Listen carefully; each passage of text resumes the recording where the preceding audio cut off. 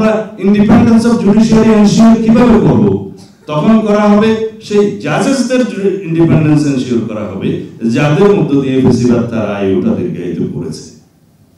Lower জুডিশিয়ারির ক্ষেত্রে বলেন, আমরা সব প্রশাসন এবং পুলিশ ক্যাডার সহ বিভিন্ন ব্যুরোক্রেসিতে অনেকের চাকরি যেতে দেখেছি, অনেকের রিটায়ারমেন্টে গেছে, অনেকের ভিতরে অ্যাকশনস হয়েছে, but no one from the lower judiciary.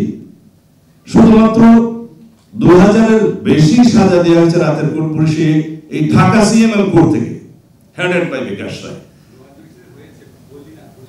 আচ্ছা, আইনমন্ত্রীকে বলবো যে বলা ভালো যদি অ্যাকশন হয়ে থাকে, কারণ এই লোয়ার জুডিশিয়ারির যেটা আমরা আর্টিকেল 116 অনুসারে চিফ জাস্টিসের হাতে ইন্ডিপেন্ডেন্টলি দেওয়ার জন্য প্রস্তাব করেছি, এটা আমাদের 31 দফার একটা দাবি।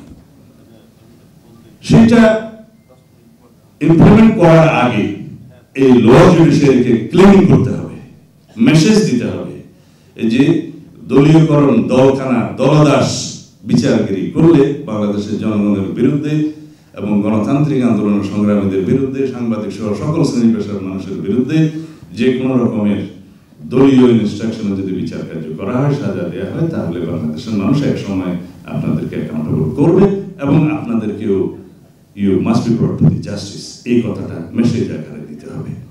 অনেক কথা বলার ছিল, আপনাদেরও সময় নেই।